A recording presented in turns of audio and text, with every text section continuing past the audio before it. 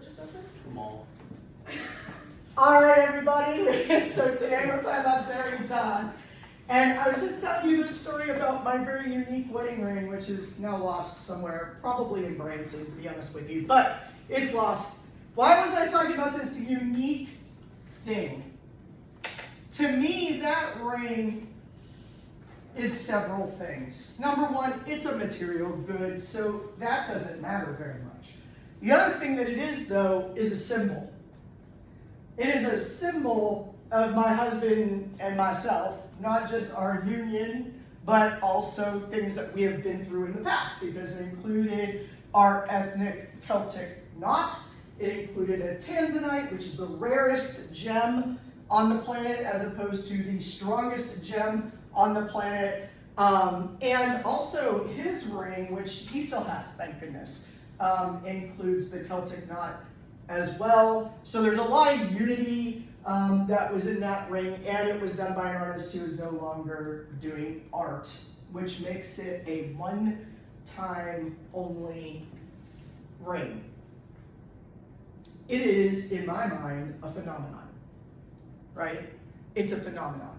It occurs uniquely in one time, in one place. The way that Derrida looks at communication is as a phenomenon. How many Paul Blarts do I get for that? That's one. Just one? One Paul. One Paul. Okay, all right. Well, I worked really hard on it. It was a long walk for It was a one. good one. It was a long walk for one Paul Blart. Okay, so yeah, so he looks at communication as a phenomenon. It occurs every time it occurs. Every symbol that we use becomes unique in its experience, in where it lives. The reading that you did today is one tiny little block in a much larger philosophy about communication. Derrida's take on communication generally starts with the definition of not a symbol, but a sign.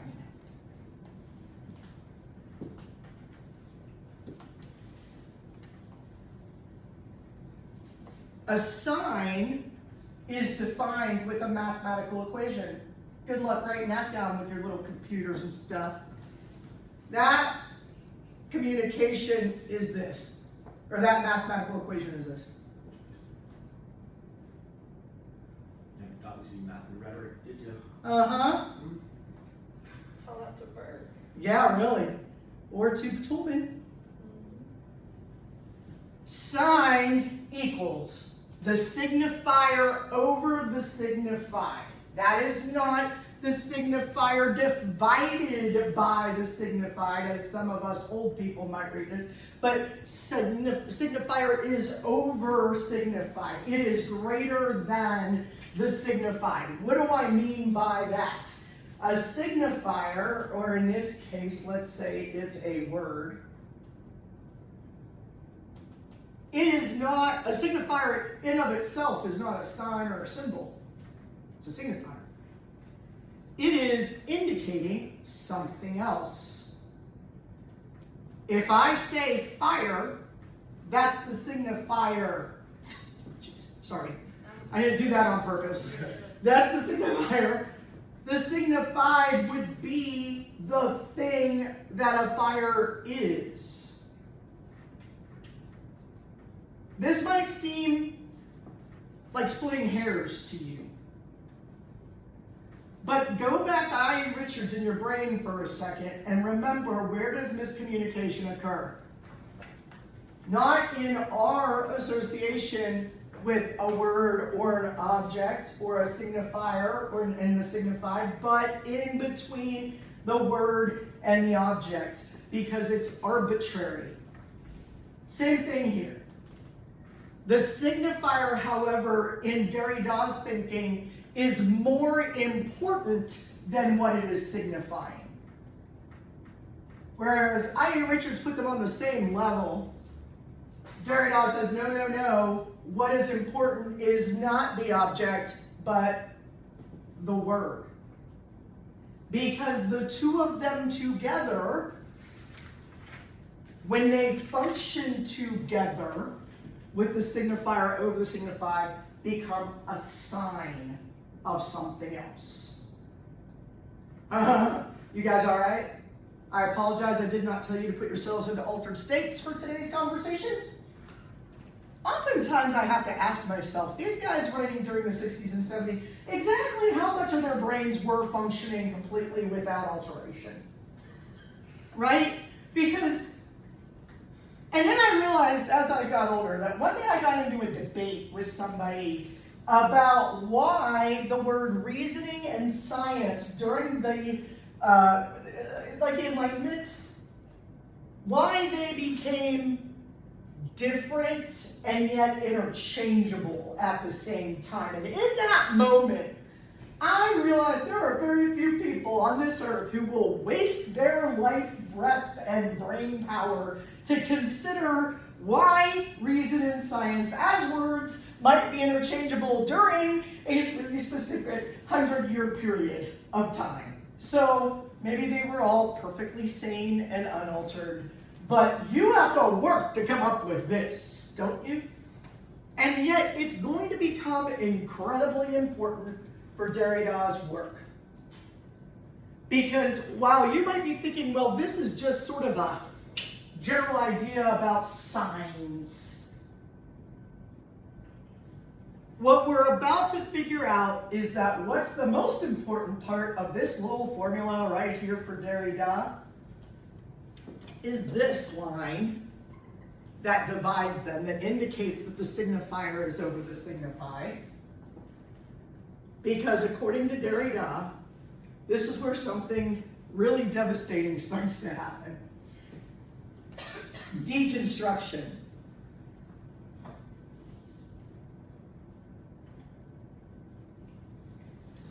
Deconstruction is when you look at or examine this difference between the signifier and the signified in order to understand the sign.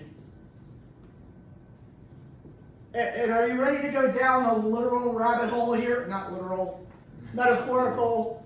I just deconstructed myself right into a rabbit hole. Everything is in a constant state of deconstruction. Instead of deconstruction, we often call this redefinition. You nodded earlier when you said, I'm splitting hairs here. It's about to get a lot worse because you do this all the time, you just don't realize it. Now, if you were raised as I was as a Gen Xer, you would know the reference to the following. And maybe you still will, so I will not assume anything, and I will test your pop culture knowledge of the Gen X generation. Sorry, which probably is very little, and that's fair. I like you. I'm not sure that I like you, but I definitely like you like a lot. But I'm not sure if I like you or just like you. That's how we speak in Miami. That is how you speak in Miami. Illiterate.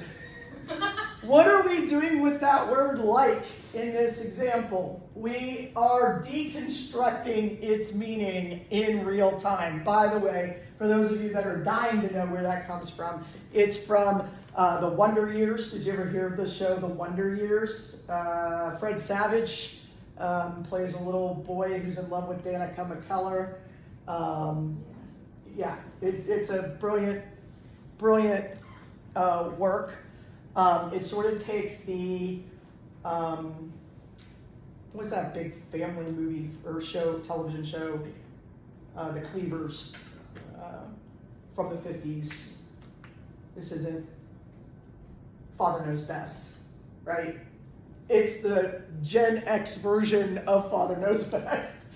And it's kind of funny because in there, they go through these processes. You go through this process of deconstruction on the regular. Well, what does that mean?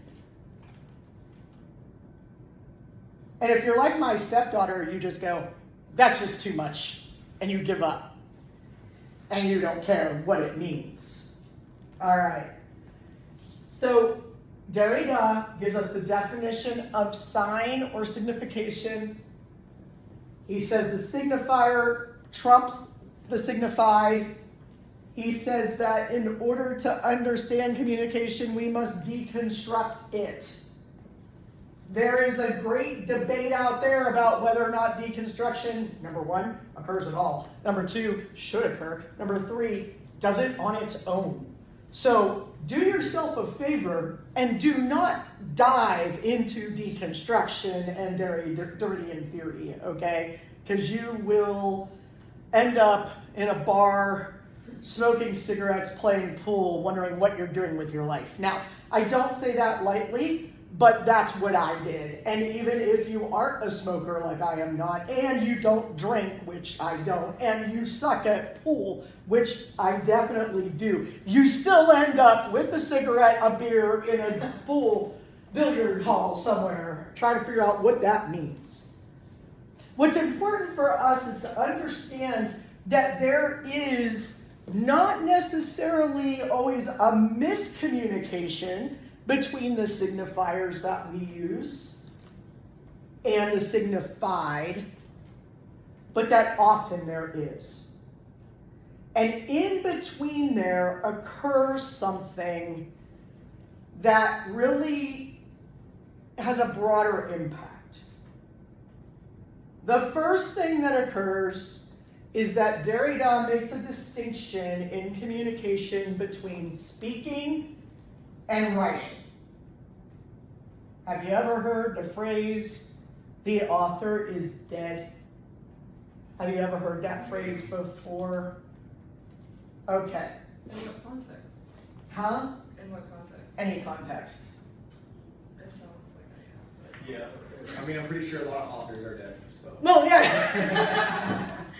Yeah, I'm pretty sure a lot of authors are dead too. But in this case, what we mean is that, and it doesn't come from Derrida per se, I think it comes from a different theorist whose name is escaping me at the moment. It starts with an L, and you don't care.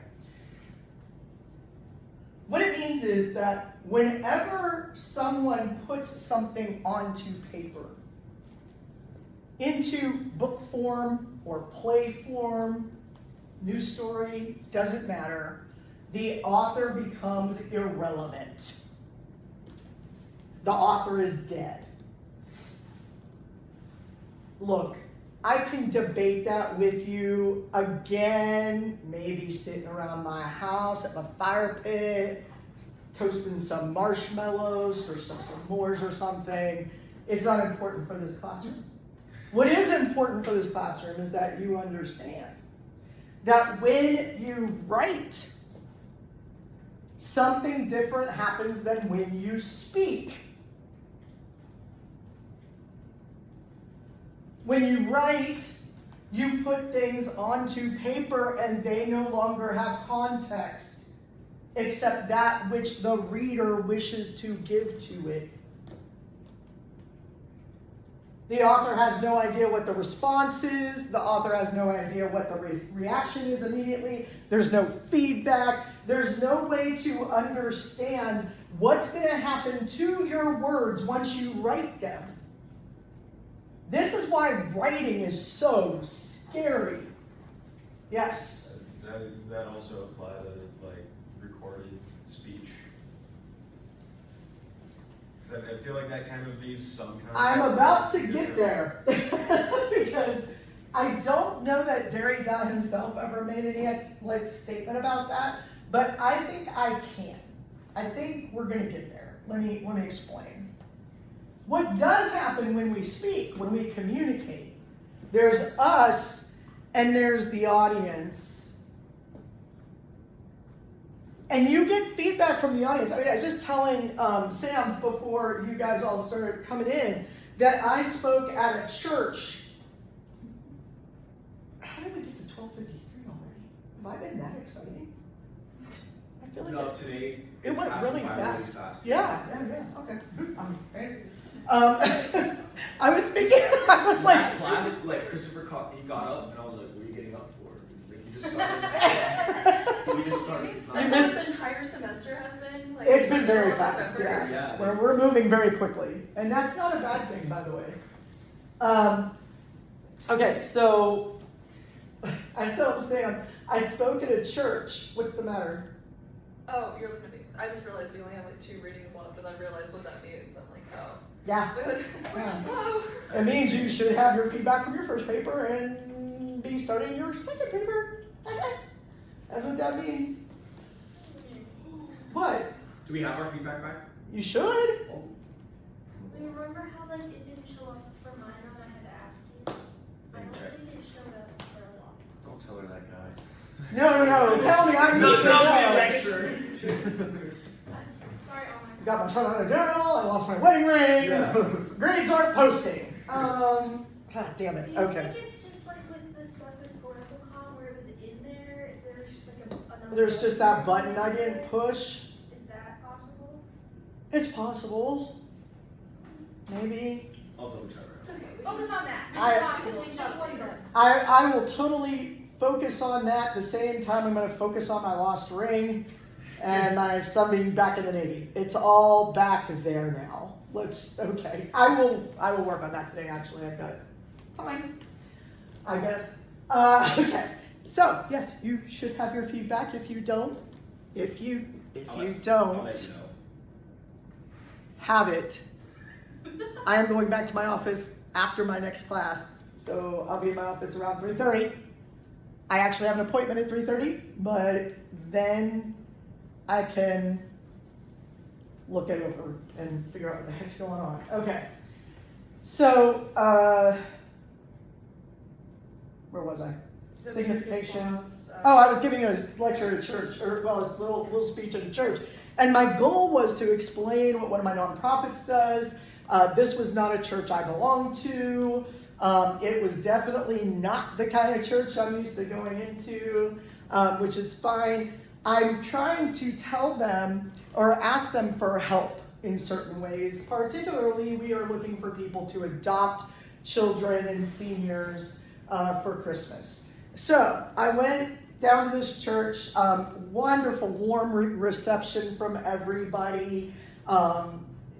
I was supposed to speak for 20 minutes, and it was supposed to be from 6:40 to 7 o'clock.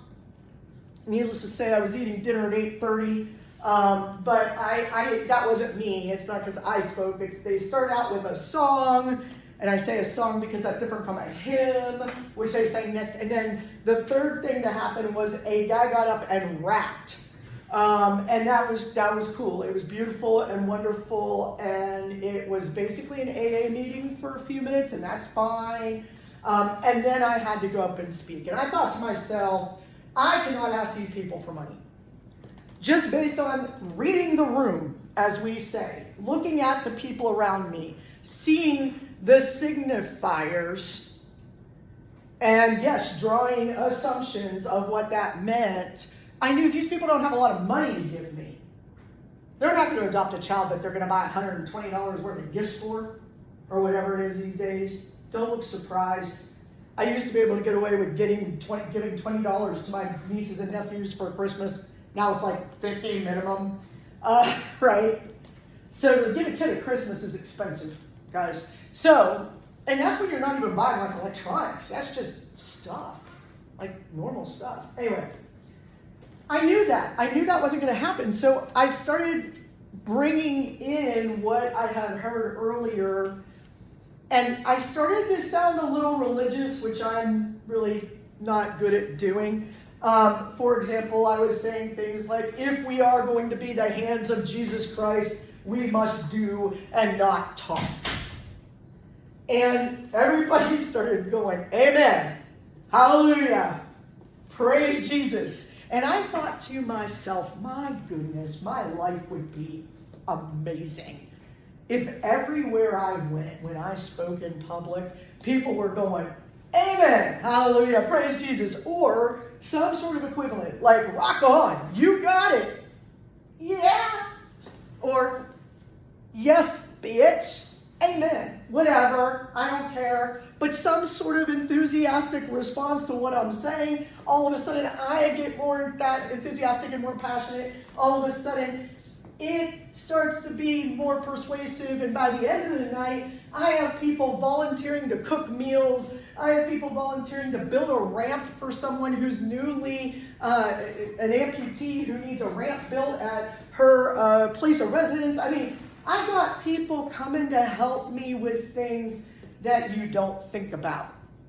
All because of a third intervening entity when we speak that does not exist when we are reading. What is that entity? And I lied, Sam. I said my first question was going to be about the other thing, but it's going to be this instead. What is the intervening thing that we talked about? Do you remember? Oh, that's okay. It's an I word. Oh, interlocutor. Cuter. Very good. Very good. See, you know more than you thought. Interlocutor. Or, as a lot of my friends tell me, it is pronounced now, interlocutor. Okay, you guys do whatever you want to do. I don't care how it's pronounced. I say it twice a year.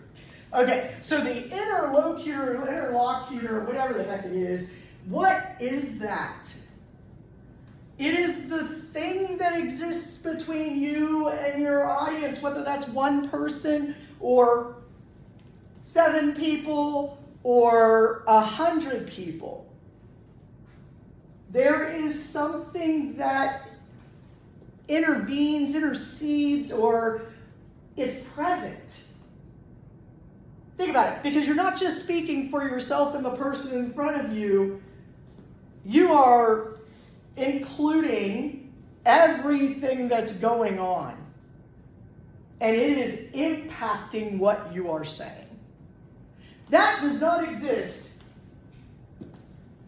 when you have the written word. The author goes away. There's no interlocutor intervening. And I would argue, Vincent, to answer your question from earlier, that when you record a speech, there's no longer an interlocutor there either. I would argue that you are dead in the same way. But that's just an argument I'm making. That's not Derrida's work, just so you know. I'm not sure Derrida ever made a comment on it.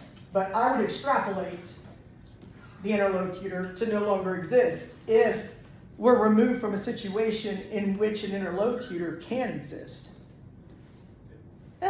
It's as good a guess as any, right? All right. Why does all of this matter to you?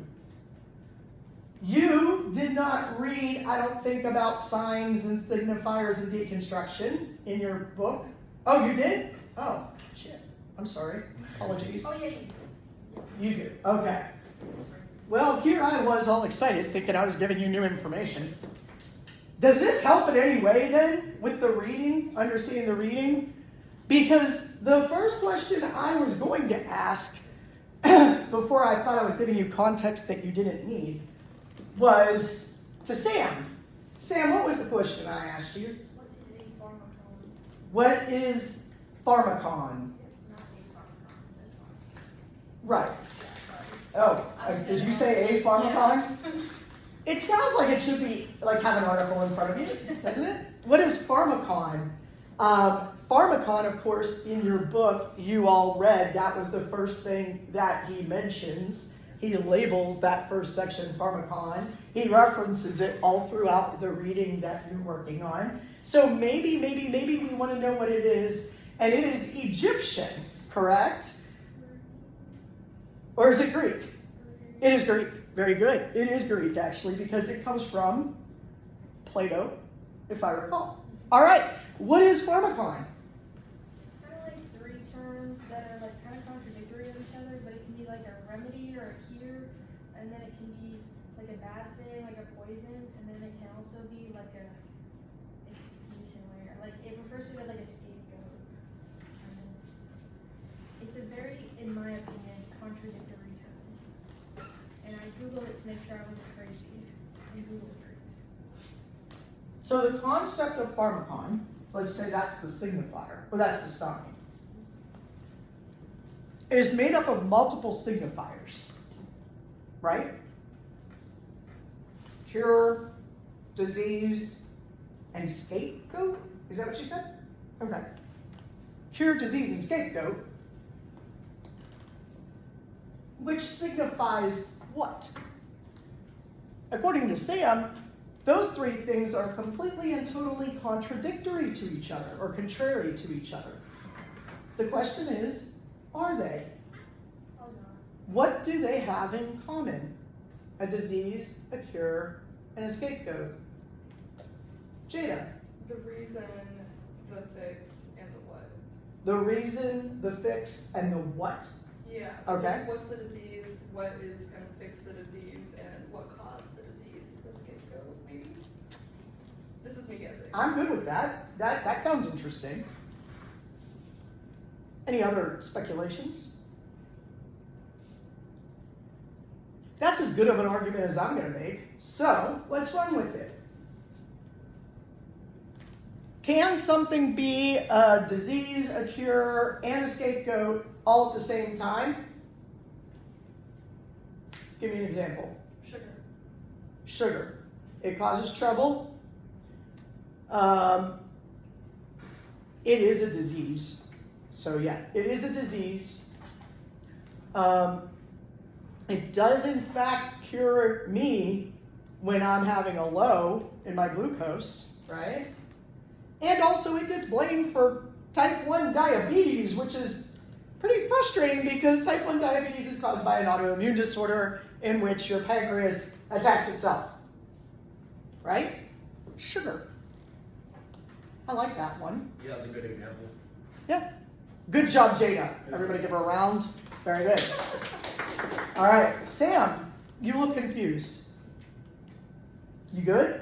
Does this make sense in any way, shape, or form? Except for one question. What the hell does that have to do with communication? The way we use the word. No. How that every word just has like so many different, like, I don't know, meaning. Not just meaning. Think about this. Functions. Words function in multiple ways at exactly the same time.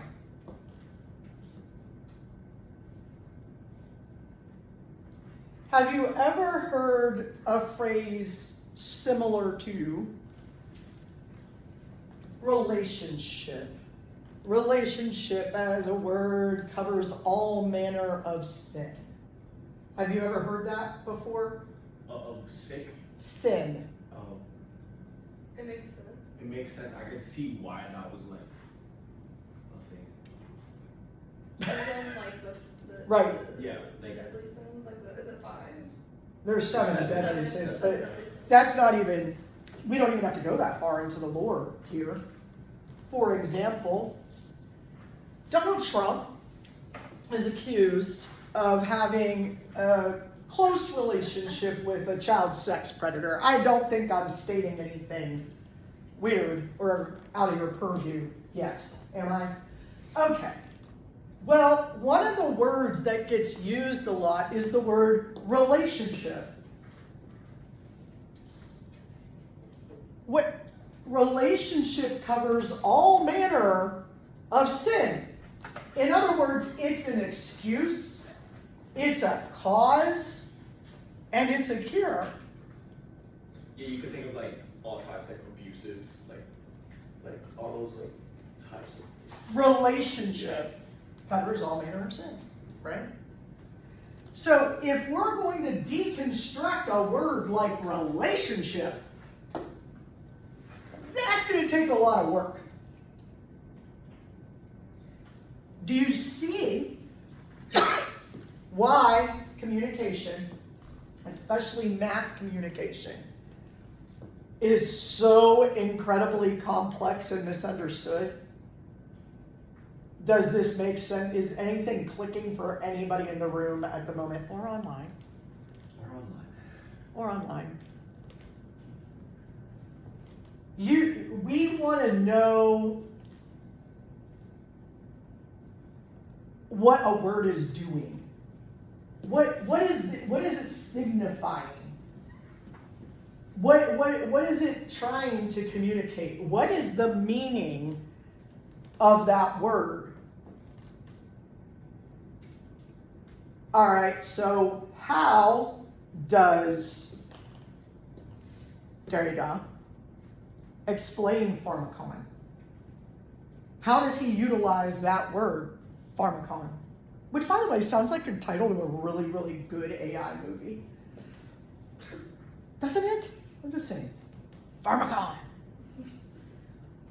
I don't know, I like it. It sounds At guttural and... It sounds like a pharmaceutical company. That's how convention. I. Yeah, there you go. Yeah. Pharmacon. Yeah. Oh, literally. Like Pharmacon, yes. Selling. Or it sounds like what happened with Elizabeth, what's her name? The one who literally conned us all and is in jail now. What's the name of her company, that pharmaceutical company? Oh, the one with JOK would know. the machine with like the blood work. Yes, Dr. Morris's class. It was Dr. Morris's class. All three of us were in that class. Dr. Morris would know. JOK would know. We don't know. It's like right here. Like I can see it. Holmes. Elizabeth Holmes. What was the name of the company? Good job. Very nice. Oh yeah, that lady. Theranos. Theranos. It was right here. Theranos. I knew it was Greek. It's also Greek. Theranos is also a Greek word. All right, so she's a pharmacon. Okay, that was a long walk for a very, very silly joke. Okay, That's really good. it was a long walk. That'd be good. This is why I'm not a stand-up comedian. Everybody would take hours. Okay. What? He said it took me a second.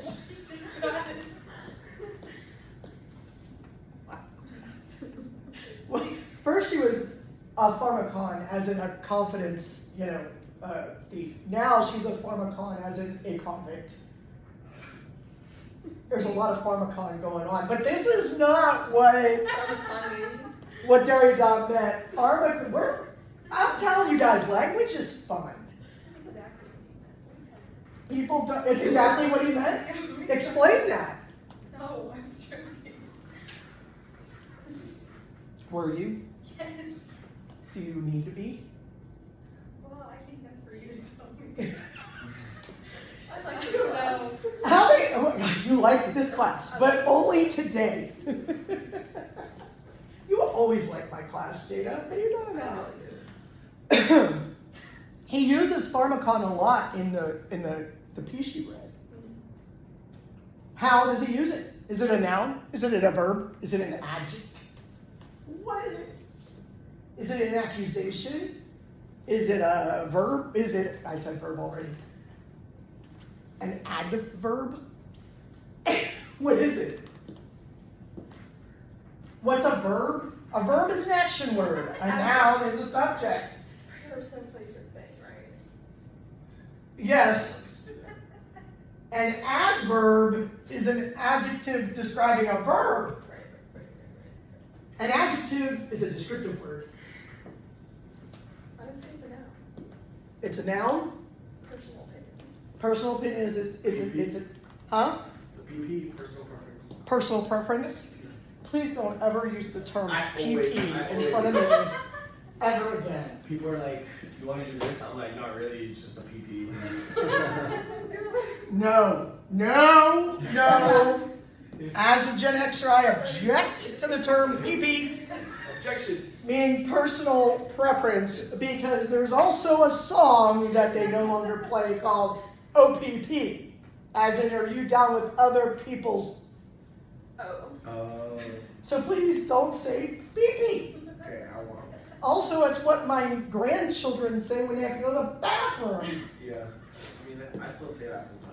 Yeah, let's, I gotta go pee-pee. Really? Jason, I like your shoes. Thank you. Literally, Jada just told Jason she likes his shoes. Now, how am I gonna take this back to Pharmacon? No clue. Just to know. If the shoes have different meaning. They do. I'm not, yeah, I'm sure they do. What do they signify? I'm not really sure what they signify. You said nice shoes, right? But the shoes aren't being kind. You mean that they look cool. Oh. And cool doesn't mean Vincent, they you look cool. just graduated. Vincent literally just said, well, the shoes are described as nice shoes, but they are not kind shoes. They are cool shoes. Yeah, and cool does not mean like. And low cool temperature. does not mean a temperature. Cool means That Jada likes them. that Jada likes look them visually and that it's a appealing. person. Everybody, we have just engaged in the process of deconstruction. And in the process of segueing. Yes, in the process of segueing. Public. Well, the segue actually also works there because that's not a segue, it's a segue. Yes, it's an S-E-G-U-E, not an S-E-G-W-A-Y.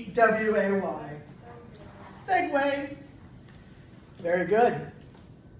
Now, what do you need to get out of this conversation aside from Dr. Dudash Busker had way too much time on her hands when she was in grad school? And the answer is Jacques Derrida provided us with an understanding of why words are signs, not just symbols. And that means that the breakdown of meaning is constantly in a process of deconstruction. And when signifiers start to deconstruct and we need to figure out the meaning of something, what do we use to clarify?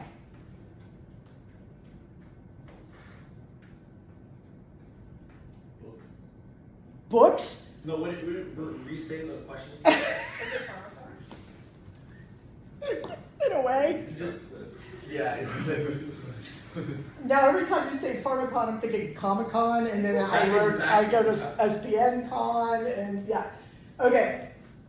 In a way, okay, so here's the question. When signs start to deconstruct and miscommunication or misunderstandings start to happen, meaning needs to be clarified, what do we use to clarify them?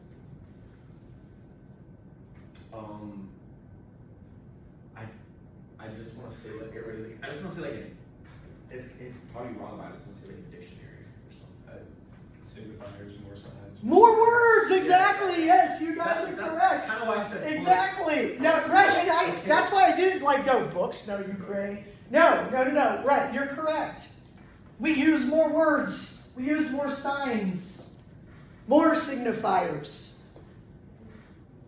When I talk about an elephant, there are about 50 billion ways you can think about an elephant. I.A. Richards also talked about this. By the way, I'm not really sure that the word elephant covers any manner of any sins, except when it's used in the context of another interlocutor. I don't know what the word is. I guess I said it wrong for like 20 years. Although, you know what? Better than people who pronounce this guy's name as Derrida. Okay, it is definitely not Derrida. It is Jacques Derrida, just for future reference. And that interlocutor, let's say, for example, that I want to tell you something, important that none of us want to talk about. What do I say? I'm going to address the elephant in the room. That covers all manner of sin. It makes it possible for me to say whatever the hell I want about whatever is going on, no matter how uncomfortable it makes people, because I use the phrase, I'm going to address the elephant in the room. Another popular one, by the way, one of my favorites, is from the South. And as a Pittsburgher, it is difficult for me to say, so when I say it, I mean it. That is, bless your heart. You guys know that phrase. Jada doesn't seem to know that phrase. Bless your heart allows me to say whatever I want afterwards. Whereas in Pittsburgh, we leave off the bless your heart part and just tell you the truth. But it gives me permission. It functions to give me permission. which Pittsburghers don't feel like they need permission, but I'm in the South, so I adapt. What were you gonna ask, Jada? Well, I kind of lost where you're going there. I thought you were going somewhere else with the elephant in the room, and then no. Well, why don't you take us where you want to go with the elephant in the room? I was wondering if, honestly, I kind of forgot where I was going. I had something in my head and I forgot what it was, so I might have to swing back. Okay, you do that. Cool. However, I was going to move on to generic criticism. That works. I'm going to give you a moment in case it's important. Is it because the elephant in the room could mean like multiple things and it's not specific to what you're ready to talk about? Correct. It is a cure to a disease and an excuse. To talk about what the excuse is to talk, and then the cure is addressing the problem and the disease and what the problem is. Or, hear me out. Let's say I want to announce something, I don't know, crazy. Give me something crazy to say in this room. Oh, okay, wait, I got it. All right, now to address the elephant in the room, everybody. It is true. I am not considered one of the most dangerous professors in the United States of America. I know, it's shocking and it's devastating. Now, what did I'm going to address the elephant in the room do there? It brought up that you wanted to talk about something like important. Sort of. Gets attention. Huh? Gets people's attention. It gets your attention, definitely. It does all those things, but it also gives me permission because it is identifying that there is a disease, a problem I need to state. It is going to be the cure for it. And also, the elephant is the scapegoat here. I have to say it because we're all not saying it. Do you remember, Jada, go back to what you said about Pharmacon? Oh, okay. You said it is the disease, the cure, Yeah. and I think you and Sam both kind of brought this up, and the disease, the cure, and the scapegoat all at the same time. Right. Okay. So the elephant is the pharmacon. That's what the elephant is the Pharmacon. Wow, that worked out better than I thought it would. And from now on, I'm going to get myself a t-shirt that has an elephant on it. It says Pharmacon. That the elephant will be drawn the way I draw elephants. Does anybody remember how I draw elephants? No? Oh, one or two of you do. Either directly from the front or directly from the back. I remember. I don't think you guys are going to be able to see it. How I draw elephants. Oh, that is not the right marker. Back. But she started with the Yes. Oh.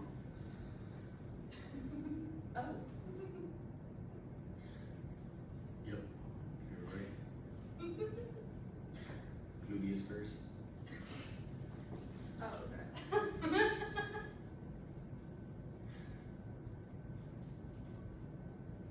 Wait a minute. I'm not spelling that right, am I? PHARMAKON.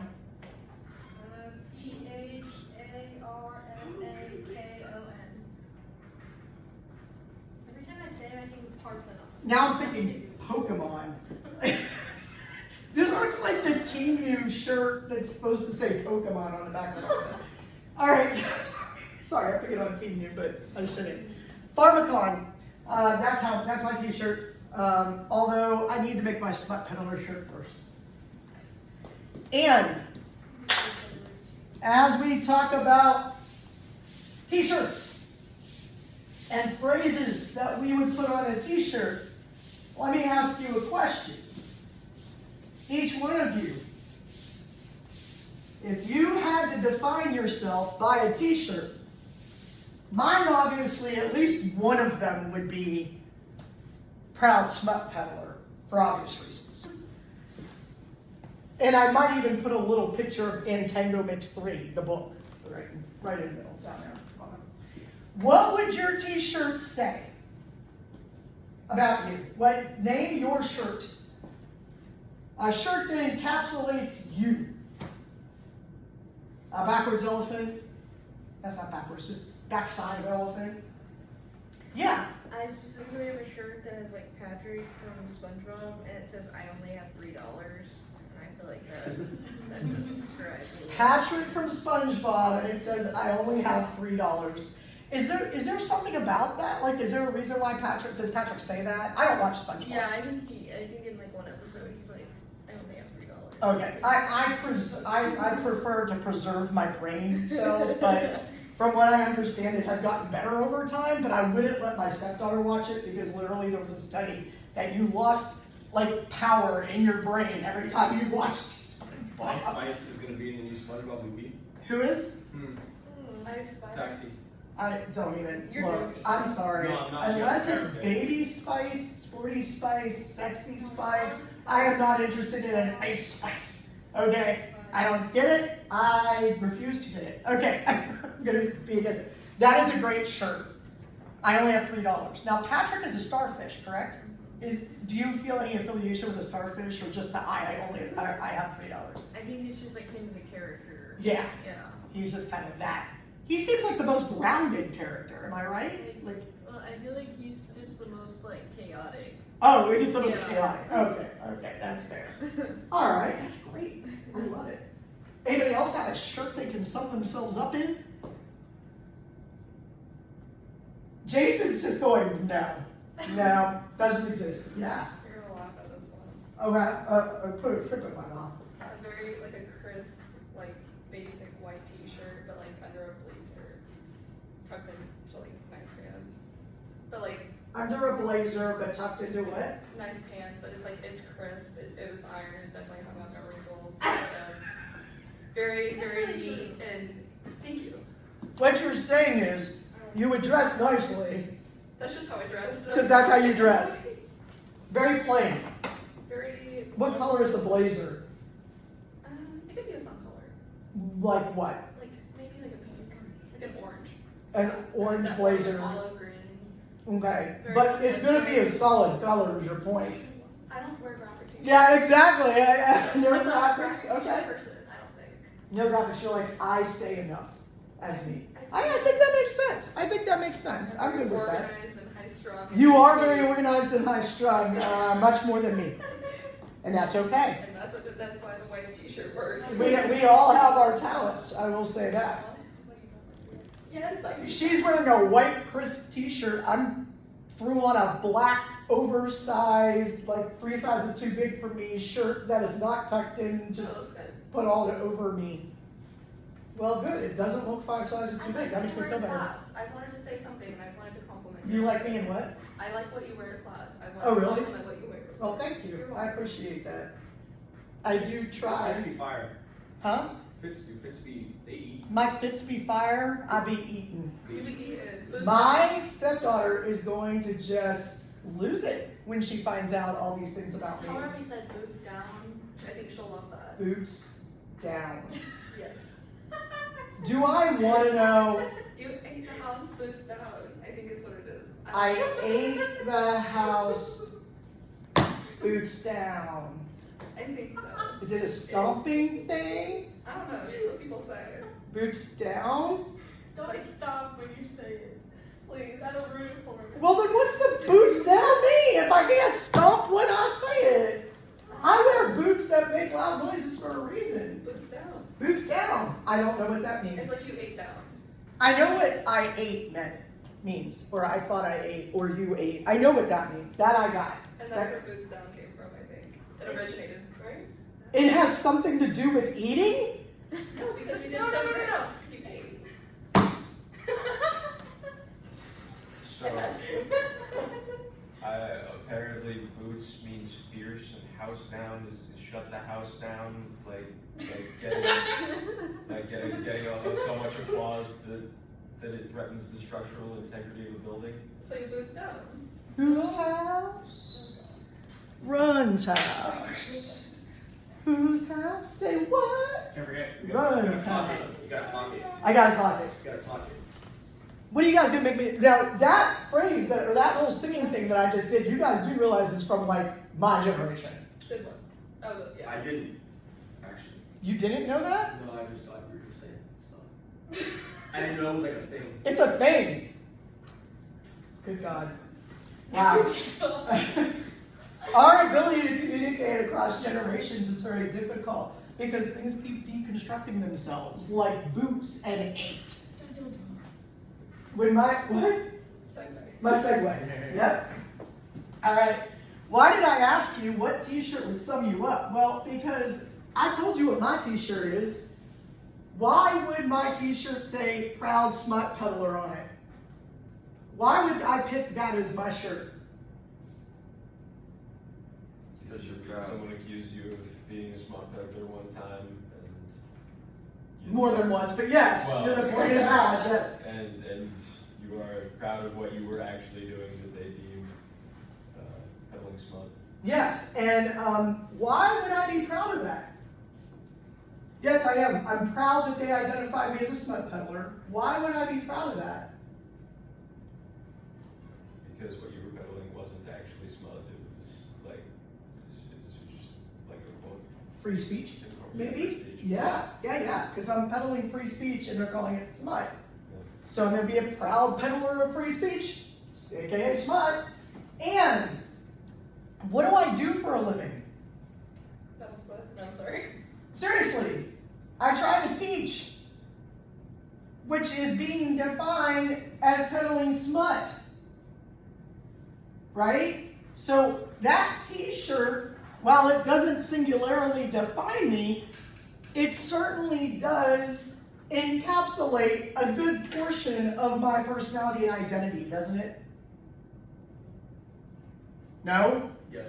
Okay, fine. Her Starfish $3 shirt does though. Okay. So why do I want to talk about encapsulating meaning?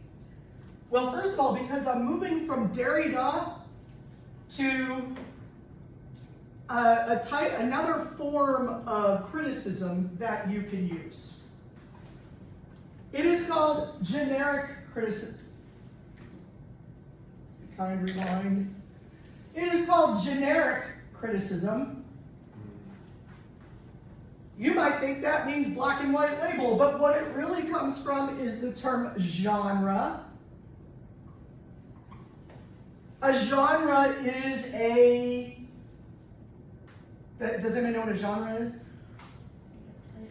It's A type or a category. Category, very good. Like a gene. Does that have any relation? No. I'm sorry. I was like, I'm sorry. no, like a genre is like a gene, There's gotta be right? something. That's There's what gotta I be thought. something there.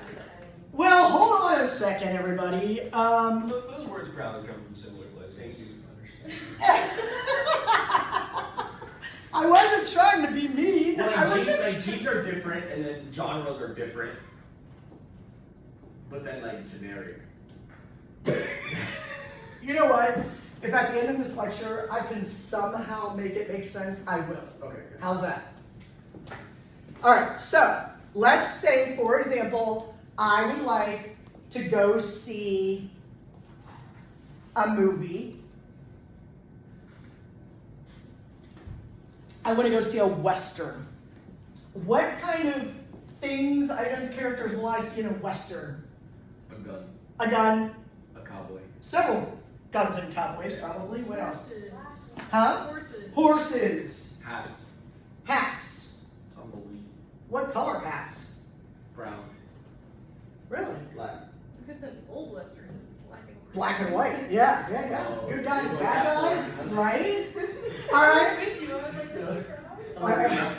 Aren't all cowboy hats brown? That's not what The whole concept of the black hat, white hat mentality of black hat means bad, white hat means good. The white hats, right? Okay. Now, I want to go see a science fiction movie. What am I going to be looking for? What am I going to see? Science fiction movie. Space robots. Space robots. Phasers? Huh? Scientists. Huh? Scientists, aliens, Spaceships. spaceships. Okay. Yes. All right. Very good. I would like to go see a romantic comedy. What am I going to see? A rom-com. Drama. Miscommunication. Probably Glen Powell. Probably Glenn, I guess. He's not in my world. He's not in my zeitgeist. Like I don't. Probably a heterosexual couple. A heterosexual couple, most likely. Possibly with more than. Although I say that one of my favorite movies is a movie called Chasing Amy, and it is not about heterosexual couples solely. So, and that came out like when you guys were like 10 years before you were born. Called Chasing Amy. Chasing Amy. It's one of my all-time favorite movies. Sadly, it is in fact a Ben Affleck vehicle, but you'll have to look past that, okay? All right, so I'm gonna see a loving couple or miscommunication. I'm gonna see antics happen. All right, so name a Western.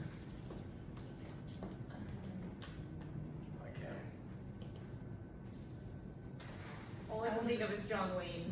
Any John Wayne movie, that's I fine. think of Something in the way. Quentin Tarantino's Kill Bill is based off spaghetti westerns, but I don't know if that counts. Yeah, no, we'll get to that in a minute, though. All You right, know what I wanted to say? what? Django and Django Unchained. Okay, yeah, no. Rango's a Western. Rango is a Western. Rango is a Western. I'm gonna settle for Rango. Okay. I so need another leopard gecko I named Rango. That has to happen. Even though he was a chameleon, wasn't he? Yeah. Rango and Cicero.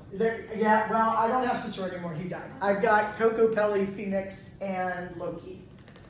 Okay, as you can tell, my Nordic and pagan husband and son named my geckos now. Generic genre category. I want to go see a romantic comedy. What am I going to go see? Oh my God. Wait, you said rom-com? Yeah, a rom-com. I want to go see Geniality. Miss Congeniality. Good. All right, solid. This is taking longer than I thought it would. Okay, I want to go see a science fiction movie. What am I going to go see? Star Wars. Star Wars. Okay, cool. Now, I have decided that I really want to go see a sci-fi rom-com western. Star Wars. Well, in a way, it seems like it, yeah. Or how about Men in Black? Oh, that's such a good one. All of them. All of them. Well, besides the newest one. But I haven't seen the newest one. it's okay. I don't even think I've seen one. Okay, well, I think it's the second one that has the most love interest in it, but all of them have a love interest in it. Love them. Love those movies. Okay, I want to go see all of that, right? I mix my genres. Kill Bill is a mix of genres. Grosse Pointe Blank is a mix of genres. Most of the times we mix genres all the I time. think most things are a mix of genres. It seems like it. It's too hard to shove things into only one little box. It is really hard, isn't it? Which is probably the biggest criticism of generic criticism that there is that it's cookie cutter. That it boxes everything out. Except think of this. When you violate a generic expectation, doesn't that make things more interesting? Doesn't that teach you something different? For example, the genre of a eulogy in speech. I like where we're going here. The genre of a eulogy, I am doing this from a 20-year-old memory, so give me moments.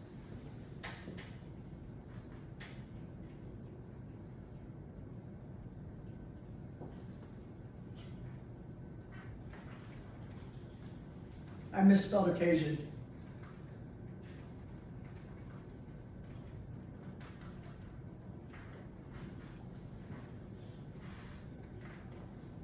You're still going to have to do the research, Jason. Yeah, no. And they might not be exactly the same, but I'm giving you a really good idea.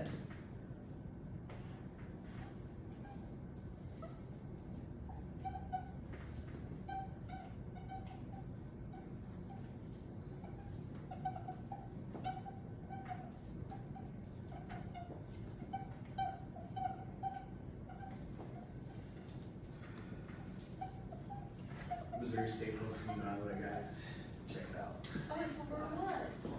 Yeah, for homecoming. Are you the king? No, I just Wait, look who very won? incoherent in the picture. Oh. It was at the tailgate conference. On their main account? Yeah, they actually, yeah. All I could think of was that you were gonna say you were on Tinder Tuesday for most state chicks. Oh, And yeah. I was like, oh I'm no. start getting on it too. All right, everybody. A eulogy, for example, there are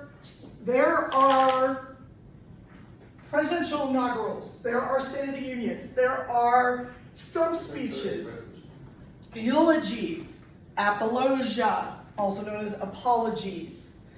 All right, there are many, many genres of speeches, and what people usually do in generic criticism is they take those quote-unquote requirements, they see if the speech meets all of those requirements, and then they determine whether it's a good speech or not.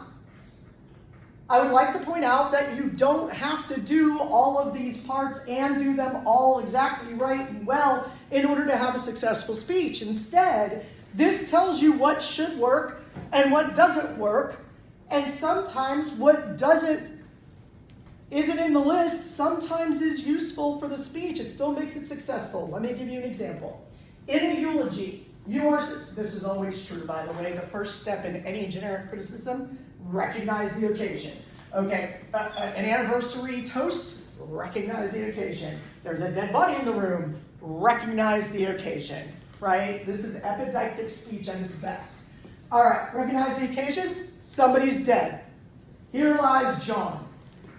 Reorient the audience to the dead. We must recognize that John is no longer with us. Okay, yes, all right, but how do you do that? What do we notice that is missing? I'm going to use a real life example of my own from 1990. Okay, so my friend Kelly was 16 years old.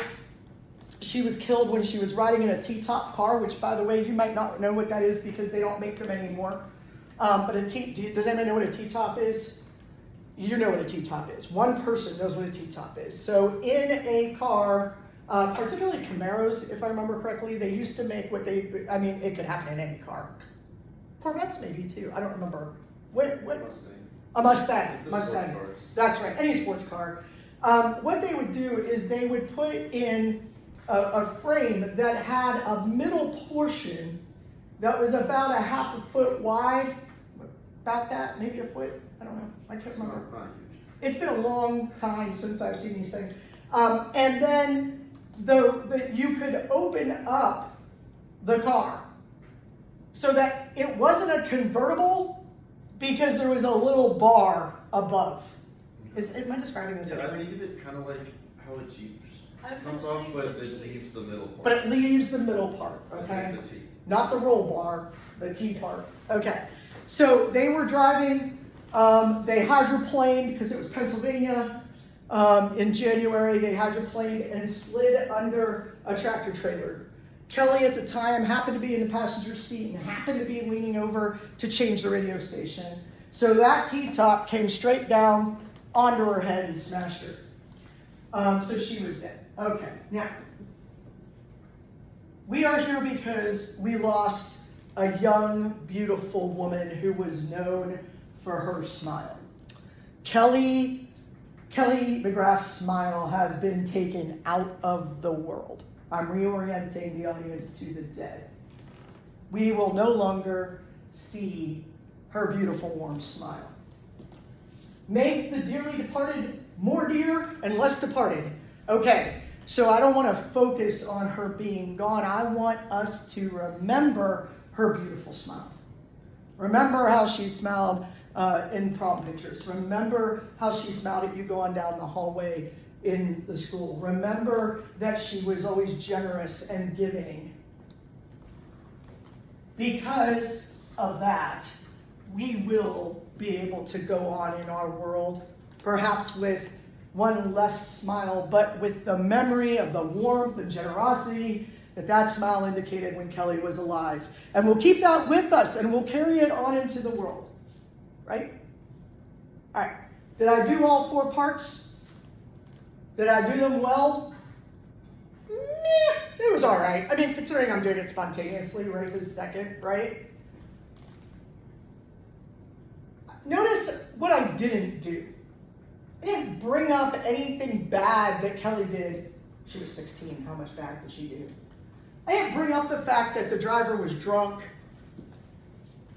I didn't bring up the fact that she was distracted and that's why she probably died, or that they were driving in a car that they shouldn't have been driving in on a wet road in January in Pennsylvania.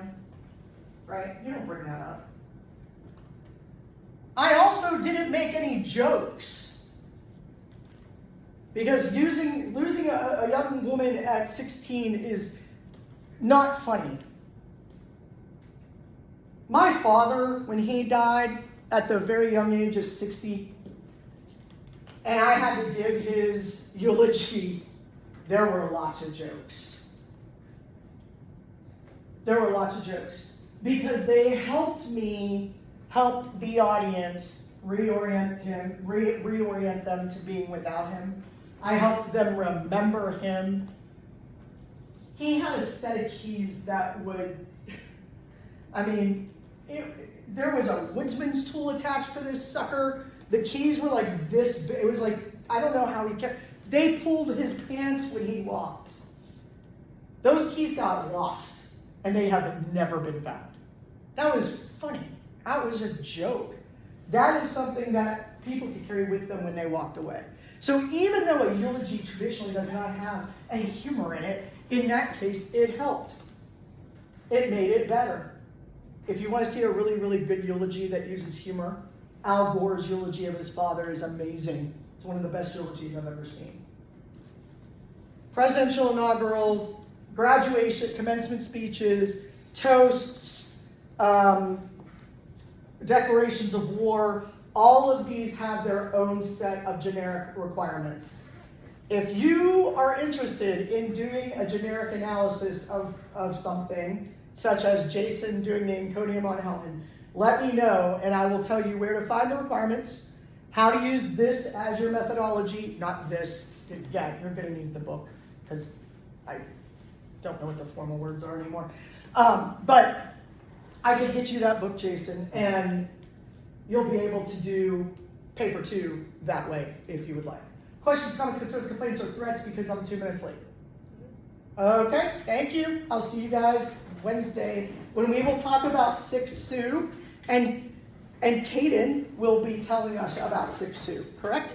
All right. If not, we have to walk.